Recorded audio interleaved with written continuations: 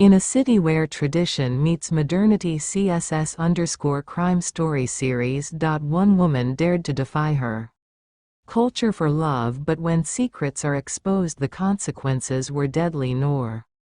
E.g., a 38-year-old receptionist at the Al Medina Medical Clinic in Karama returned to her apartment in Al Nada at precisely 6:37 p.m. The three-tower residential complex built in 2008 housed primarily middle-class expatriate families and a small number of local Emiratis like the else their two-bedroom unit on the 9th floor of Tower B offered a partial view of Dubai Creek, though the newer developments increasingly obscured what had once been their apartment selling point. The February evening brought a rare coolness to Dubai, with temperatures dropping to 19 degrees C as the sun set behind the urban sprawl. The apartment showed signs of hasty morning departures, breakfast dishes in the sink, her daughter's school scarf draped over a dining chair, her son's textbook spread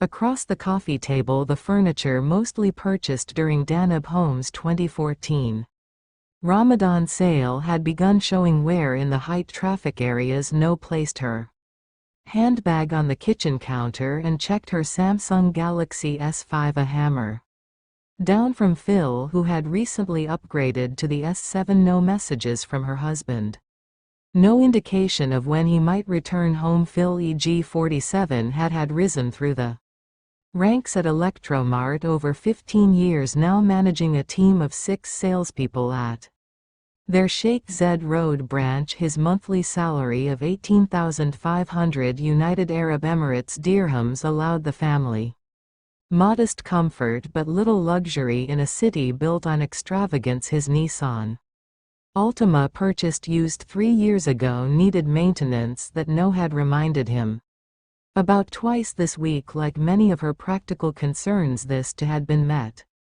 with distracted acknowledgement and subsequent inaction. Their relationship had begun with genuine affection, a semi-arranged match between families with close ties. Their wedding in 1998 had been modest by Emirati standards, but filled with optimism. The photographs displayed in a silver-plated frame on their TV console showed younger versions of themselves, face framed by a more traditional Schiller. Phil's clean-shaven jawline now replaced by the short beard he had grown in 2010. 18 years and 2 children later, the emotional distance between them stretched far wider than the physical proximity their small apartment forced upon them. Noor opened the refrigerator, surveying its contents to prepare dinner. Her son Khed, in his final year at Alalia School, would return from football practice by 7:30. Her daughter Lee, 2 years younger and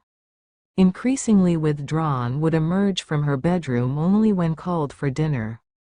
The family rarely ate together anymore, with Phil claiming work commitments kept him at the office well into evening hours. The family WhatsApp group, created 3 years ago to coordinate schedules, now served primarily as No's one-way communication channel. Her messages often met with silence or terror replies. The first concrete evidence of Phil's infidelity had appeared 11 months ago. A hotel receipt from the Arabian Courtyard Hotel and Spa tucked in his pants pocket while doing laundry. The modest hotel in Bur Dubai was neither close to his workplace nor anywhere Phil had mentioned visiting. The same hotel appeared on their joint credit card statement twice more in subsequent months. Noor had said nothing, cultural conditioning and practical considerations overwhelming her initial surge of confrontational anger. More evidence accumulated with quiet persistence. Unfamiliar perfume lingered on his shirts, distinctly not the low-cost pour femme that No had worn since 2011. Late-night phone calls taken in whispered tones on the apartment balcony, text messages glimpsed before screens were hastily turned away. A pattern emerged of overnight sales conferences that appeared on no official company calendars by 2015. Noor had Stopped questioning the inconsistencies, her silence purchased with new kitchen appliances and occasional family meals at automatic restaurant in OLRER. The cultural barriers to divorce loomed insurmountable in her mind, though the UAE had modernized many aspects of its legal system. The social repercussions for an Emirati woman initiating divorce remained severe. Her own mother, now 64, had emphasized patience during their weekly phone calls. Marriage is endurance, she would say, a philosophy that had sustained her through 45 years with No's increasingly traditional father. No's younger sister Latifa, married to a bank executive and living in a villa in Jeddah, suggested separate bedrooms as her own solution to marital dissatisfaction. No journal kept in the bedside drawer beneath her prayer rug documented her increasing isolation. I exist as a function, not as a person, she had written on December 14, 2015. I am the receptionist, the cook, the mother, the acceptable face of Phil's devotion to family values in private. I disappear more each day. Another entry from January 3, 2016. Red color looked at me with surprise when I laughed at the television program tonight. He said it had been so long since he heard me laugh that he'd forgotten the sound. Have I become a ghost already? Her position at Al Medina Medical Clinic secured through a family connection in 2012 after the children entered secondary school provided No with crucial social interaction. As the front desk receptionist, she managed appointments for the 4 doctors, handled insurance paperwork, and welcomed patients. Her supervisor, Dr. Patel, had commented favorably on her efficiency and calm demeanor, unaware that the workplace represented her only escapee from domestic silence. The 4,800 United Arab Emirates dirhams monthly salary went primarily toward Lila's additional English tutoring and household expenses that Faisal increasingly forgot to cover. The apartment carried subtle indicators of emotional neglect that matched No's psychological state. Family photographs stopped updating in 2013. The living room wall displayed Said's academic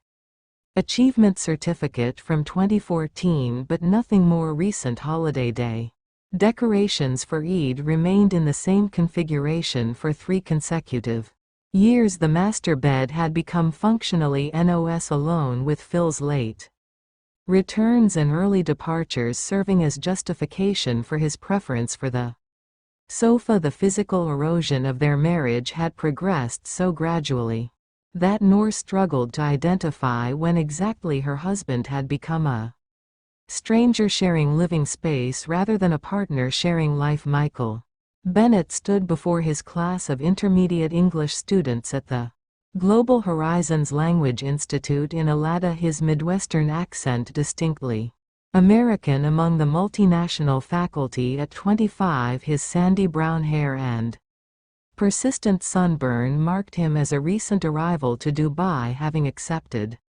the teaching position just 4 months earlier after completing his TEFL certification in Chicago. The Language Center, housed in a converted retail space on the ground floor of a residential building, served the surrounding middle-class neighborhoods with affordable English classes focused on test preparation and business communication. His studio apartment in International Cities, England cluster reflected both his teacher's salary and academic inclinations. The 400T space contained a carefully organized collection of paperbacks that occupied an entire wall. Most had been shipped at considerable expense from his parents' home in Rochester, Minnesota. Classics of American literature alongside contemporary fiction and poetry.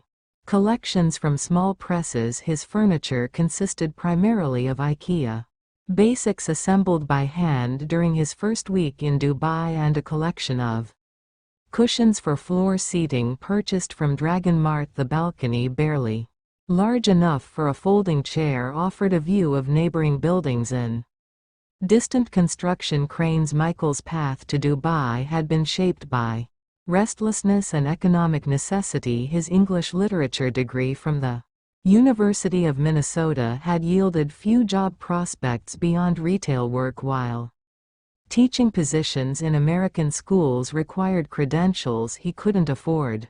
To pursue the Globe Horizons position had promised adventure and practical experience with a salary sufficient to begin repaying his student loans. His parents, his father a postal worker, his mother an elementary school librarian, had expressed concern about the Middle East placement. Their knowledge of the region limited to news headlines and travel warnings. The initial meeting with Noah Lule occurred during parent-teacher conferences in late February. Michael had been reviewing Liula's progress in the Advanced ELS preparation course. The 15-year-old showed natural aptitude but inconsistent effort. Her recent assignments reflecting diminishing engagement. When Nora arrived for the scheduled consultation, Michael immediately noticed her composed demeanor, professional, polite, but carrying an undercurrent of resignation that seemed at odds with her carefully maintained appearance. Unlike other parents who focused exclusively on scores and university prospects, Nora asked about Lee's participation and whether she seemed happy in class. The question reflected a deeper concern that resonated with Michael's own educational philosophy. Their conversation extended beyond the allocated 15 minutes, with other parents waiting outside. Michael suggested continuing their discussion the following week while reviewing